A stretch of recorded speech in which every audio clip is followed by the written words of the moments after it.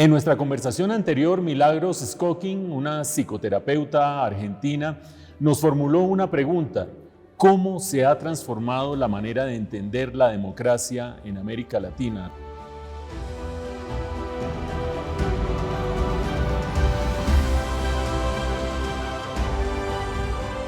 Hola, yo soy Mauricio Reina de Colombia, soy economista, soy periodista, trabajo en un centro de investigación como economista en áreas de economía internacional y también como analista en distintos medios de comunicación. Y hola, yo soy Ricardo Ávila, soy economista, periodista colombiano, escribo en varios medios de comunicación, llevo muchos años en este oficio de observar la realidad. Nos formuló una pregunta: ¿cómo se ha transformado la manera de entender la democracia en América Latina, Ricardo? Pues Mauricio, sin duda alguna ha venido dando un giro y eso lo muestran las encuestas que se hacen a lo largo y ancho de la región con respecto a esta forma de gobierno. Una forma de gobierno que tradicionalmente y particularmente después de la primavera democrática de los 80s y 90s tenía el amplio respaldo de la población. Lo que, sin embargo, muestran los sondeos es que ese apoyo se ha venido reduciendo y que un porcentaje creciente de los latinoamericanos son indiferentes hacia ese tipo de gobierno, lo cual claramente implica que hay problemas de legitimidad. ¿Cuáles cree ustedes que son esas causas o cómo lo analiza usted? Pues yo no sé si será solamente problemas de legitimidad, es decir, si la gente contesta que ya no le gusta tanto la democracia porque el sistema y el país en el que está no le da buenas oportunidades, no le da la capacidad de mejorar su ingreso, de salir adelante, o si no le gusta la democracia porque le parece que el sistema político es excluyente o que el sistema político no lo representa o que hay políticos corruptos frente a ellos. ¿Cuál de las dos opciones cree usted que está pasando? ¿Que la gente siente que todo el sistema lo excluye o que no cree en la política en América Latina? Yo creo que es una mezcla de ambas circunstancias. Por un lado, creo que hay una especie de atrofiamiento de las instituciones en el sentido de que no son capaces de proveerle al ciudadano las soluciones rápidas que él quiere. Alguien decía que, irónicamente, el siglo en el que estamos trajo consigo un avance muy significativo en los indicadores sociales de América Latina. Pero esa mejora relativa se vio de puertas para adentro y la gente consideraba que era producto de su esfuerzo, de su capacidad de trabajar o de emprender, pero que cuando salía de su casa realmente todo lo que le ofrecía el Estado era relativamente pobre. La calidad del transporte urbano, la calidad de educación, los problemas de la justicia, el deterioro de la seguridad, el deterioro del medio ambiente. Y de alguna manera eso fue creando una especie de olla a presión en la cual esa inconformidad vino aumentando. Y esta situación en la que estamos, la verdad es que es la continuación de un proceso.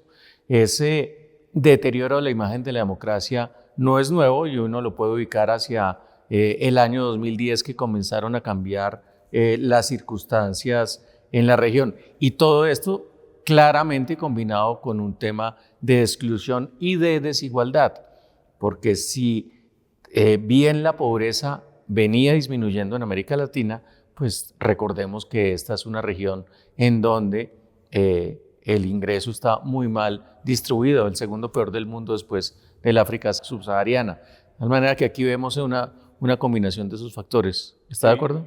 Sí, evidentemente todo eso pasaba más o menos inadvertido mientras las economías crecían. O sea, toda América Latina, sobre todo Suramérica, tuvo una década prácticamente de crecimiento muy vigoroso a punta de los buenos precios de las exportaciones. Y cuando cayó el velo, quedó el rey desnudo, es decir, quedó nuestra verdadera realidad en términos económicos, políticos y sociales.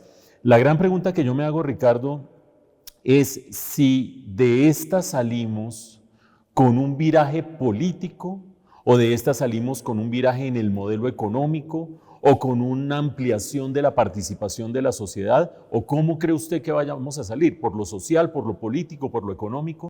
Yo creo que ahí no hay una sola respuesta, porque si algo caracteriza a América Latina es su heterogeneidad.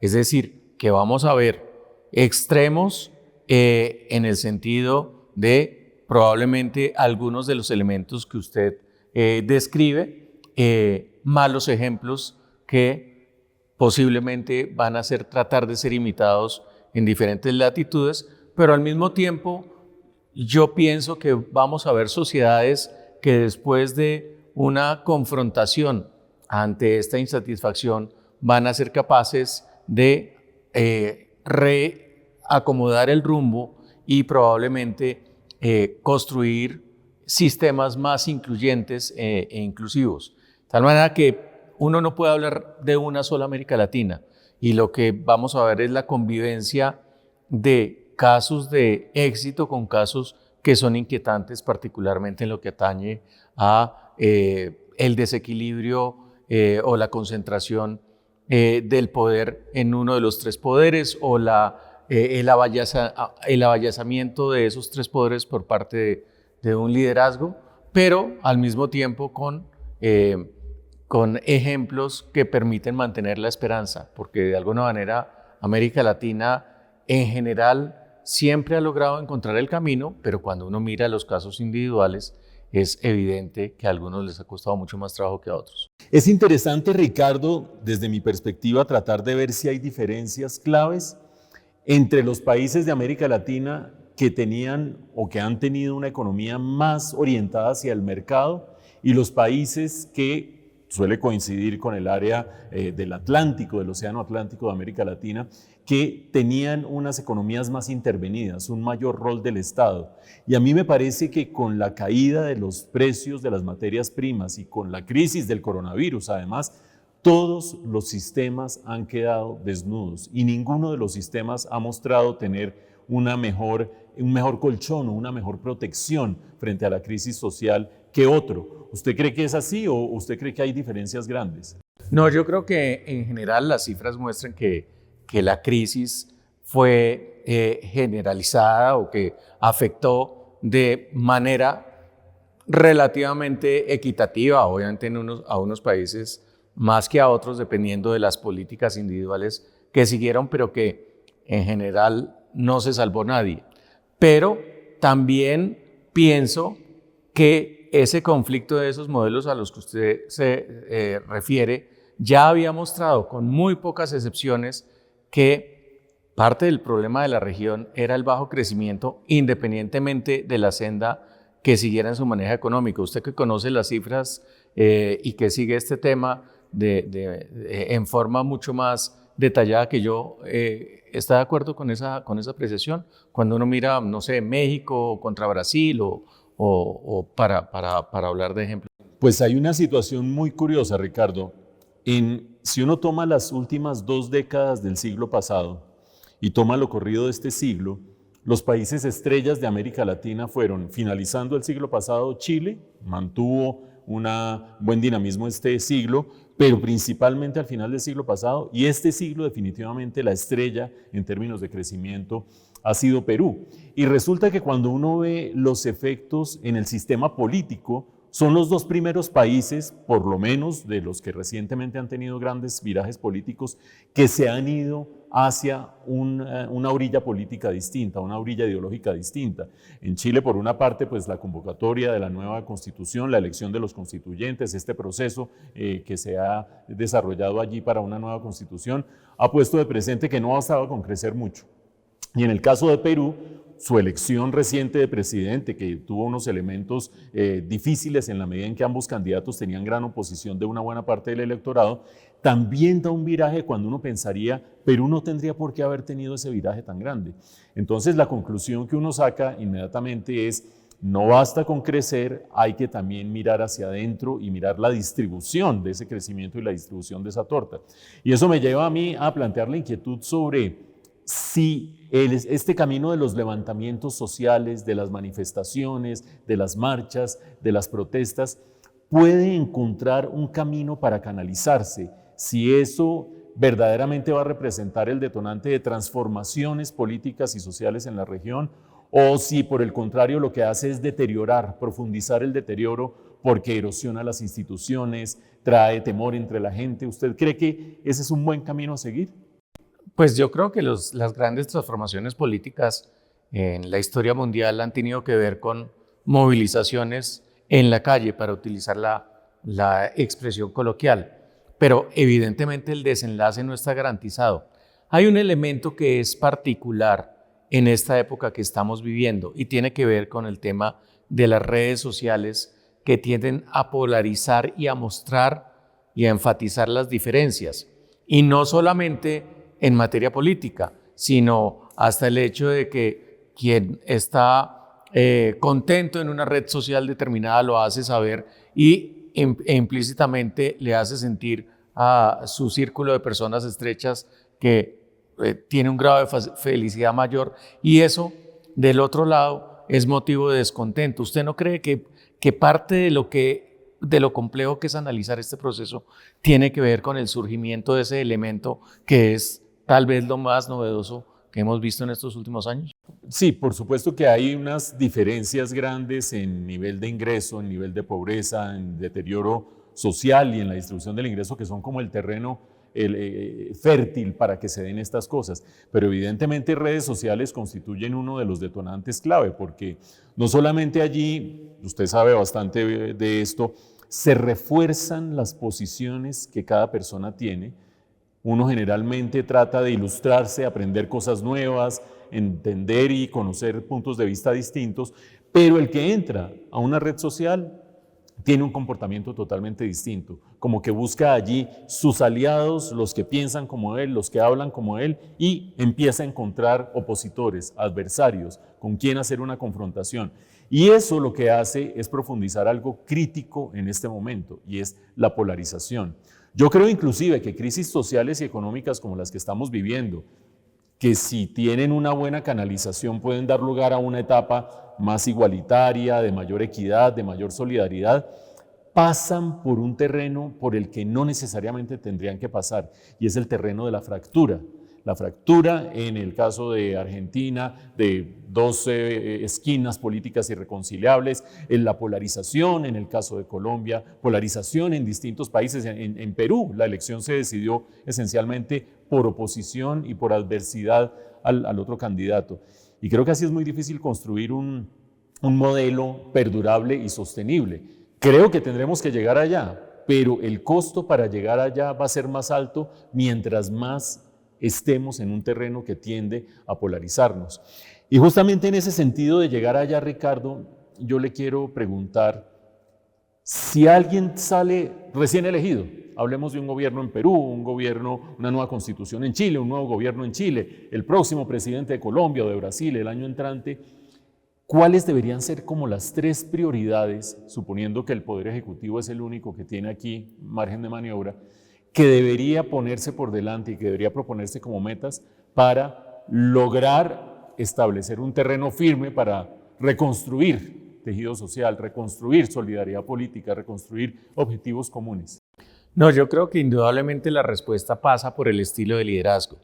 Creo que los nuevos líderes que lleguen al poder en América Latina van a tener ante sí la disyuntiva de o irse por el camino más largo y más complejo, que es tratar de construir consensos en las sociedades y tratar de apoyarse en diferentes sectores para encontrar puntos de acuerdo, o el camino más corto y más tentador, que es básicamente privilegiar a un segmento de la población a sabiendas de que los opositores probablemente están divididos, pero a punta de la fortaleza que le da esa sección de la opinión, de alguna manera imponerse y hacer valer su manera de hacer las cosas, presionando además a los demás poderes públicos y poniendo en riesgo el sistema de pesos y contrapesos que identifica estas democracias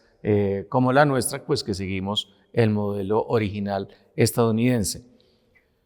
En algunos casos veremos a quienes se van por un camino y a quienes se van por el otro, pero por esa razón me parecen tan importantes los ejemplos de éxito, el demostrar que, y esta es mi visión personal, el camino largo tiene muchas más complejidades, pero es el que garantiza un desenlace mejor y más permanente. Obviamente veremos quién se va por dónde, pero no sé si usted comparte esa opinión o piensa que de alguna manera, como ha pasado en la historia de la región, pues finalmente encontraremos una salida. Encontraremos una salida, pero se necesita una combinación muy difícil, Ricardo, creo yo. Nosotros los economistas tenemos un sesgo que creo yo todavía que es vigente y que tiene sentido, a identificar cuáles son las reformas necesarias para que los países crezcan sosteniblemente, responsablemente, sin descuadrar las finanzas públicas, manteniendo un terreno sólido hacia adelante.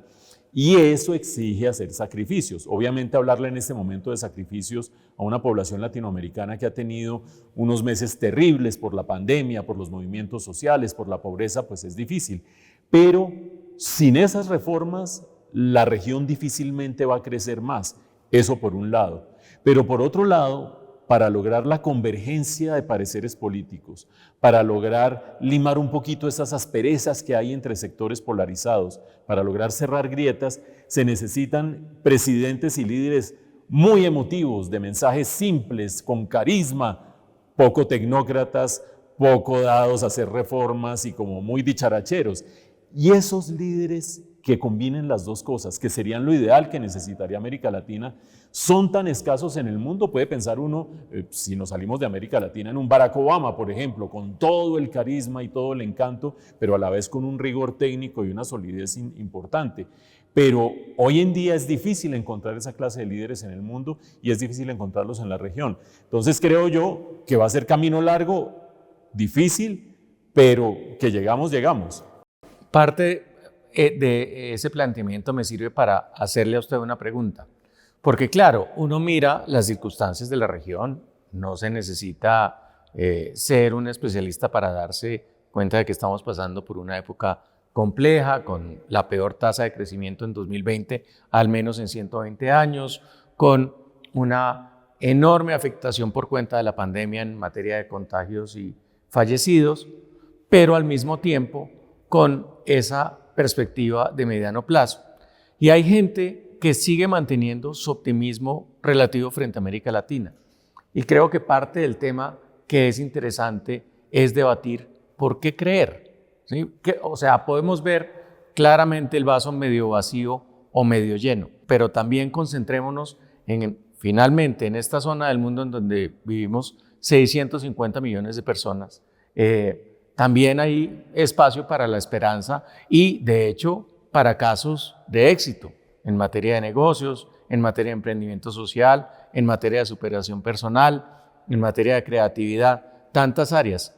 Le hago la pregunta, ¿por qué creer? Me gusta que me haga esa pregunta porque cualquiera que nos oiga hablar en este momento dirá, esto no tiene mucho para dónde salir. Y yo creo que la región sí tiene muchos potenciales.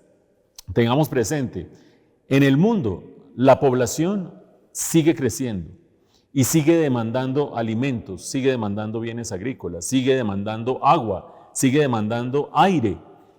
América Latina es muy rica en recursos naturales, es muy rica en productos energéticos, es muy rica todavía en naturaleza, biodiversidad, pureza del ambiente todavía, y es muy rica en agua, tremendamente rica en agua. Algunos países, sobre todo, estamos entre los primeros 10 países del mundo en términos de riqueza hídrica.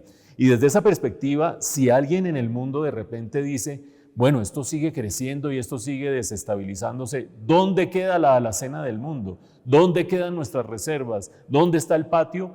No necesariamente el trasero. ¿Dónde está el patio de esta casa? América Latina es una región privilegiada. Eso quiere decir que sí llegaremos en algún momento, ojalá sea pronto y ojalá sea por una vía fácil, a ser una región de gran dinamismo, de gran crecimiento. Algunas de las potencias internacionales lo han visto con mucha agudeza. Lo importante es empoderarnos nosotros mismos de el liderazgo para sacar adelante ese potencial de la región, que no sea solamente alguien del otro lado del mundo que vea aquí ese potencial y empieza a hacer inversiones y empieza a jalonar, sino que nosotros mismos seamos capaces de hacerlo. Pero para eso yo creo, Ricardo, que se necesita, esto es como un barco, que necesita ir en un cierto sentido y está en medio de una tormenta. Y usted necesita que el capitán tenga el liderazgo suficiente para que si les dice todos a babor o todos a estribor, todos se vayan para allá y no unos para un lado y otros para otro. Y creo que si no empezamos a tener esa capacidad de encontrar liderazgos, pero fuera de eso, de creer en que el futuro está allí y que todos debemos ir a babor o a estribor, creo que va a ser más difícil la cosa.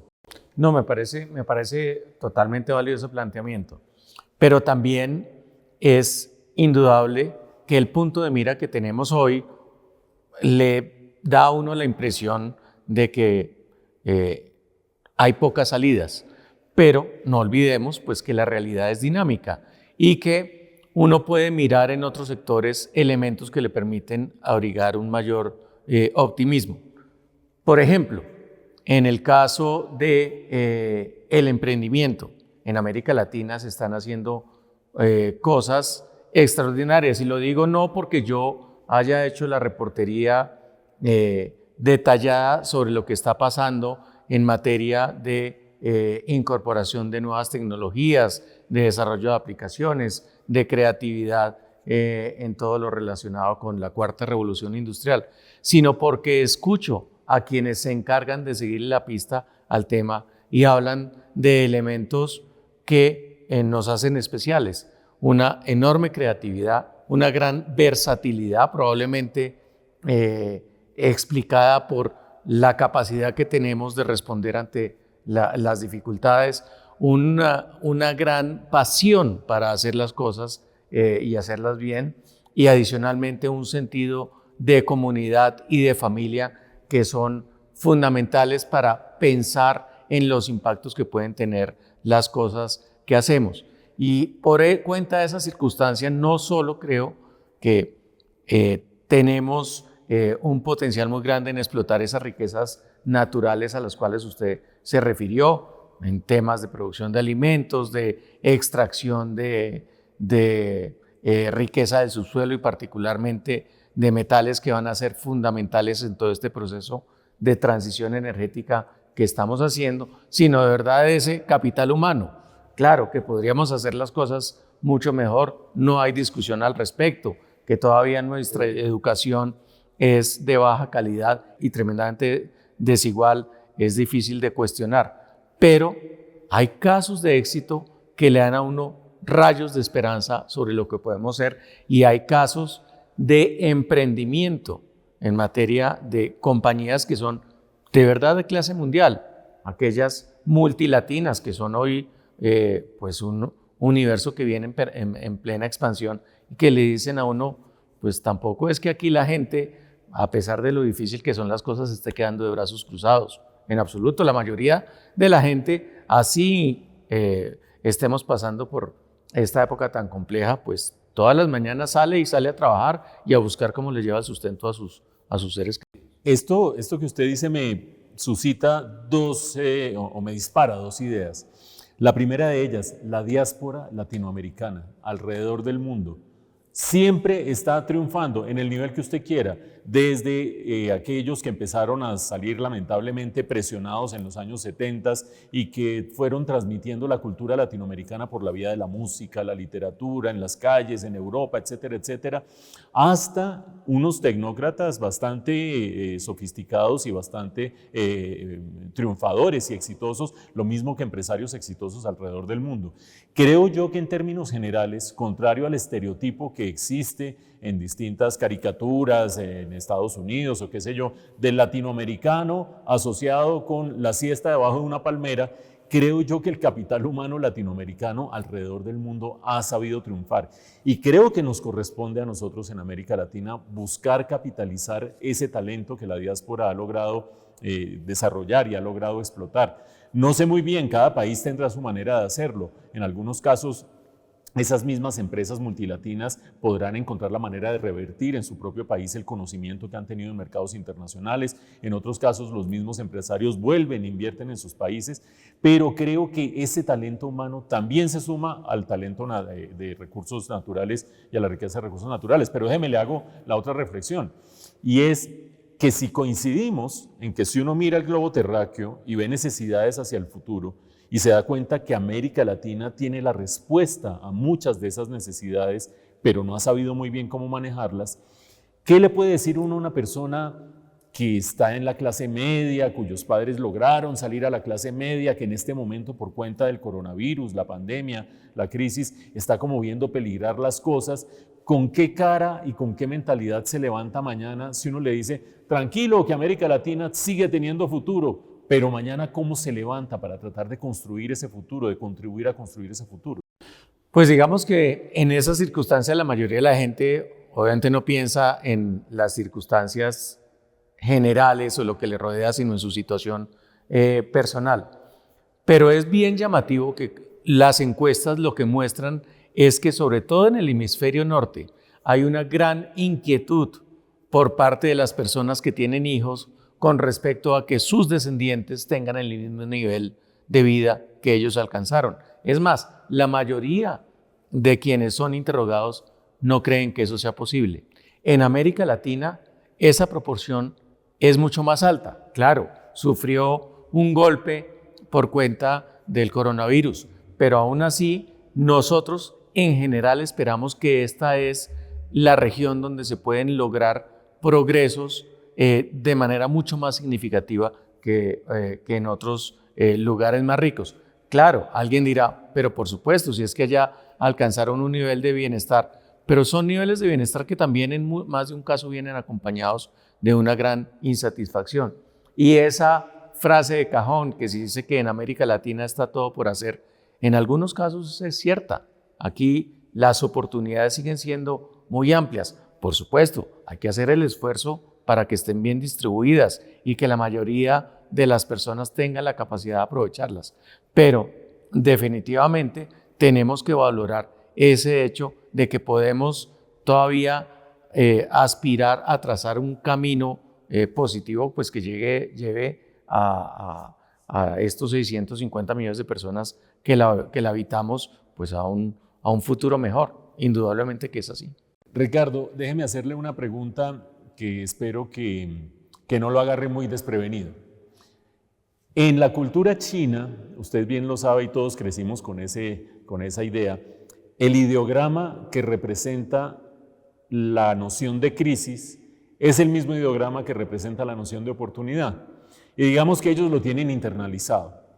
Cuando esa idea vino a Occidente, desde que nosotros éramos jóvenes, imagínense hace cuánto, cuando esa idea vino a Occidente, la empezamos a usar como una manera como de darnos esperanza, ¿no? Como de no deprimirnos, como de no caer en la profunda noche, porque cualquier crisis era fuente de una oportunidad. Pero si eso llegara a ser cierto en la historia de los países, de las sociedades, de las economías, nosotros tendríamos por delante en América Latina en este momento una gran oportunidad. Dígame usted un par de cosas, 3 cosas que serían necesarias para que América Latina aprovechara esta oportunidad que se nos presenta. No, indudablemente necesitamos un buen liderazgo, necesitamos tener, como decía algún líder político en Colombia ya desaparecido, acuerdos sobre lo fundamental, y eso tiene que llevar a entendimientos de largo plazo sobre temas tan claves como, por ejemplo, la calidad de la educación y la cobertura de la misma. Y el tercer tema es que tenemos que ser conscientes de en qué planeta vivimos y entender que también nosotros somos parte de la solución a la amenaza más grande que enfrenta la humanidad, que es el calentamiento global. Alguien dice que esta pandemia fue apenas un ensayo para lo que eso puede ocasionar. Entonces, hay esas 3 condiciones. ¿Cuál es nuestra gran ventaja o nuestro secreto mejor guardado? Yo sigo creyendo que es la gente. Suena a lugar común, suena a algo difuso, pero sí pienso que ese es nuestro gran activo escondido. Pero quisiera saber lo que usted piensa al respecto. No, yo creo que definitivamente se necesita que haya mayor inclusión política, sistemas políticos más incluyentes. Volviendo a por donde arrancamos nosotros, la falta de credibilidad en la democracia no es gratuita. Son sistemas políticos que hemos construido en que la clase política se ha ido cerrando sobre sí misma, ha logrado, incluso por la vía de la corrupción en toda América Latina, con distintos grados de profundidad, reproducirse a sí misma y generar de la cosa pública y del Estado y de los bienes públicos un beneficio privado. Y creo que si ese sistema político no se abre para dar participación y para que la gente diga, yo me veo representado en mis intereses allí, yo voy a votar porque sé que eso me va a funcionar, esto lo que termina sucediendo es que el agua se desborda por distintos lados, en las calles, en las manifestaciones, en los paros, etcétera, etcétera. Punto número 1. Punto número 2, que el sistema económico le funcione a la mayoría de la gente, que no sea solamente cifras de crecimiento, sino que le funcione verdaderamente a la mayoría de la gente. Creo que eso exige para mucha gente y para la clase dirigente latinoamericana en general, colombiana, peruana, chilena, argentina, pero latinoamericana en general, exige entender que la sostenibilidad de una sociedad y la sostenibilidad de un país depende de repartir el bienestar, repartir las oportunidades. Y el tercer punto tiene que ver justamente con ese aspecto de repartir o no repartir. Y es que la tentación de nuestros países en esta coyuntura es grande a tratar de construir estados puramente asistencialistas. Que usted necesita un programa de nutrición, tome su programa de nutrición. Que usted necesita no sé qué. A veces la chequera es más grande, a veces es más chiquita, pero el Estado va a proveer. Creo que eso no es un buen comienzo para la sostenibilidad de un país. ¿Por qué? Porque a veces se necesita, cuando alguien se cae, las heridas, se necesita poner alcohol y demás, pero se necesita que se cierre y se fortalezca el organismo para seguir adelante.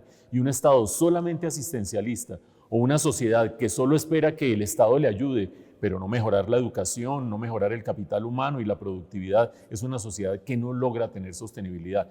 Yo lo que creo, Ricardo, es que nosotros, que somos personas optimistas, quizás usted un poco más que yo, pero ambos somos terriblemente racionalistas, vamos en todo caso a tener la oportunidad de ver ese viraje en la región.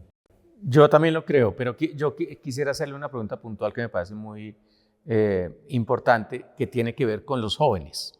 Y más por cuenta de esta pandemia, lo que hemos visto es el crecimiento de los llamados ninis, que ni estudian, ni trabajan, ni de alguna manera están fuera de la corriente, y adicionalmente con una gran inquietud hacia el futuro, porque no ven la posibilidad de que su situación vaya a cambiar, afectados por una situación de desesperanza, pero también cuando uno los observa en la calle con un gran entusiasmo y con ganas de participar, uno puede observar esos movimientos con algo de cinismo, de decir, pues por cuenta de las canas que uno lleva, no saben de lo que están hablando, pero también hay una semilla ahí que a mí me parece muy alentadora, que es esas ganas de tomar de alguna manera las riendas de su propio destino.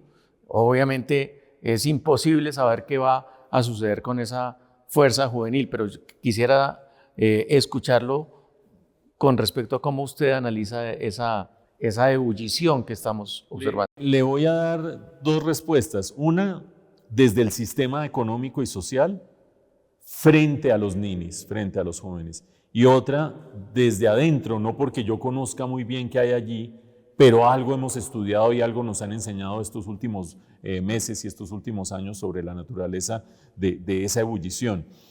Creo que nosotros veníamos muy acostumbrados a que cualquier avance tecnológico que ahorrara trabajo era un avance tecnológico bueno para la sociedad. Me traje esta máquina, me traje este computador, sistematicé esto, ahora solo tengo que espichar un botón y eso va a elevar la productividad.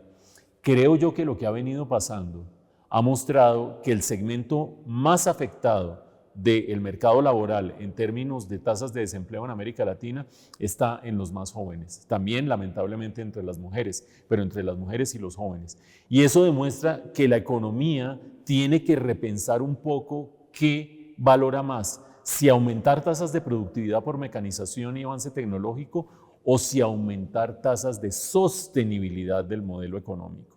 Y creo que en eso vamos a tener que hacer una reflexión grande, sumado a algo que usted ya mencionó, y es revisar el rol de la educación. En gran medida, un muchacho latinoamericano que sale hoy, que se endeuda, que le mete unos créditos a sacar adelante su educación, sale al mercado laboral a no encontrar opciones. En parte porque el sistema económico fue por otro lado, pero en parte porque el sistema educativo no se ha adecuado. Y creo yo que ahí hay un trabajo institucional y político y técnico muy importante para hacer, y creo que los países estamos en mora de hacerlo en América Latina. Y viéndolo desde el otro lado de la moneda, hay una vitalidad y hay un instinto de hacerse a las cosas como sea, a veces por caminos que no son los más adecuados desde la perspectiva social, que entre los jóvenes lo pone uno a pensar que definitivamente ese motor no se va a detener solo. Estábamos acostumbrados en épocas de prosperidad a hablar de cómo se habían transformado los millennials, cómo se habían transformado los centennials, cómo no querían trabajar permanentemente en un solo lugar, cómo ahora no echaban raíces, cómo ahora la vivienda era distinta. Todos esos rasgos, súmele usted insatisfacción, ganas de comerse el mundo, necesidad de tener un ingreso para tener con qué pagar ese comerse el mundo, y creo que ahí hay una fuerza muy grande que, si se sabe canalizar y la sociedad se encarga de poder adecuar por la vía laboral y educativa, creo que tenemos un gran potencial. Hay un elemento que me parece importante subrayar en todo caso. Estas preguntas que nos hemos hecho hoy, la verdad es que se las están haciendo prácticamente a lo largo y ancho del planeta. En todas partes en donde obviamente existe el sistema democrático, lo que se evidencia es una desilusión y una deslegitimación de la democracia, esa impresión de los ciudadanos de que las instituciones no los representan y no les sirven. Eso no es exclusivo de América Latina. También estamos viendo todo este choque asociado a esa cuarta revolución industrial, a esta revolución tecnológica que pone en duda una serie de profesiones que en un pasado reciente se consideraban como una especie de garantía de estabilidad y de tranquilidad con respecto a tener un nivel de vida aceptable o más que aceptable. Eso también claramente angustia a centenares de millones de personas de todas las edades, pero particularmente a los más jóvenes. Evidentemente hay una preocupación compartida por cuenta de la realidad ambiental, la preocupación absolutamente justificada de que el aumento de las temperaturas en el planeta lleve a trastornos realmente trágicos y catastróficos en lo que concierne al clima, que se alteren, por ejemplo, los patrones de las corrientes marinas que determinan las temperaturas en los diferentes continentes. Todos esos elementos están compartidos, de tal manera que hay una especie de gran ironía que consiste en que si bien la pandemia constituyó un quiebre, pero en general lo que hemos visto es que la humanidad había llegado al nivel de bienestar más alto de su historia, con la pobreza en los niveles más bajos, menos del 10% de la población global en condición de extrema pobreza, con un surgimiento muy significativo de la clase media en las naciones emergentes, con unas expectativas de progreso compartidas por también centenares de millones de personas, pero al mismo tiempo con esa gran insatisfacción y esa sensación de que las cargas no están bien repartidas y las recompensas tampoco. Entonces, claramente aquí se aplica el refrán ese de que mal de muchos, consuelo de tontos, pero es absolutamente evidente de que esos interrogantes que nos estamos haciendo se comparten con lo que uno ve en otros continentes y sin tener la claridad de una respuesta. No sé si usted comparte esa... Lo comparto plenamente, sobre todo en la medida en que los problemas no son individuales, los problemas son colectivos. Si un rasgo caracteriza la pandemia y la manera de salir de la crisis de la pandemia es la noción de colectividad. Los contagios muestran claramente que somos colectividad y no suma de individuos.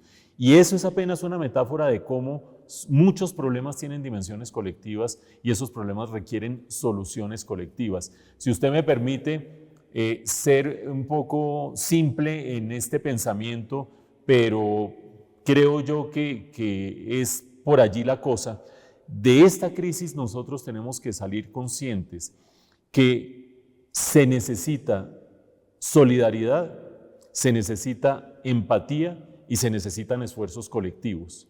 Y esas tres cosas, para el caso de América Latina, han hecho falta en las últimas décadas. A pesar de muchos avances que hemos tenido, no ha existido esa noción de colectividad. Ha existido como una especie de tiramisú o de lasaña, donde unos están por aquí, otros por acá, otros por acá, y si se trastea toda la lasaña, pues bien, pero sigue siendo lasaña. Y creo yo que llegó la hora de hacer una pasta, un plato mucho más rico y mucho más mezclado y más combinado, porque de lo contrario esto no funciona. Finalmente, Ricardo, yo le quiero decir algo a usted. Un lápiz y una libreta. ¿Usted cómo asocia esto a la democracia? ¿Usted cómo puede decir la democracia tiene que ver con un lápiz y una libreta? No, yo creo que indudablemente si algo nos hace especiales a los seres humanos, particularmente los que vivimos en la civilización, si se puede utilizar así desde hace varios miles de años, es la escritura. La escritura para comunicarnos, la escritura para poner nuestros pensamientos sobre el papel, la escritura para diseñar y para dibujar un futuro posible.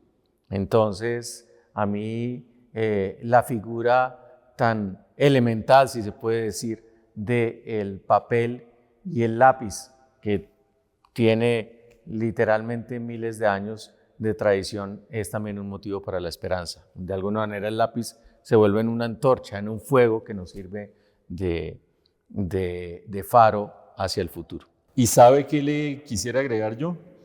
Que si se trata de salir de esta crisis fortalecidos como colectividad, con sentido de empatía, de solidaridad, de sociedad, las constituciones, las leyes, las normas, que son las que en algunos momentos nos han servido para limar asperezas que siempre hay en toda colectividad y buscar propósitos únicos, propósitos colectivos, deben recuperarse, deben no ser letra muerta y deben salir de los códigos y de las distintas constituciones a la calle y a la práctica del bienestar de la gente. Por esa razón se dice que lo escrito está.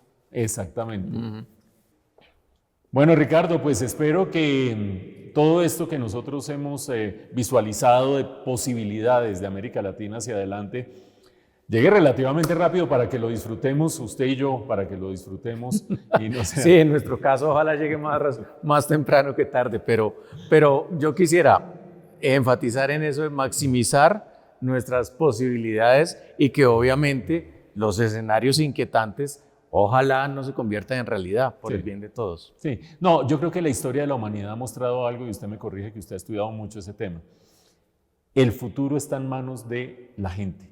El futuro está en manos de las sociedades. No es fácil siempre, no es un camino que sea lleno de rosas, pero hay algo que no es fatalismo.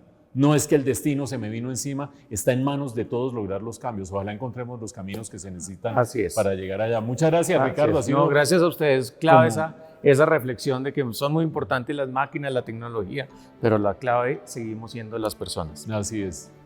Bueno, escuchemos ahora por parte de un ciudadano chileno cómo comportarse, cómo enfrentar y cómo adaptarse a las movilizaciones y a las protestas que hemos visto en América Latina y en particular en el caso de quien nos va a responder de su voz.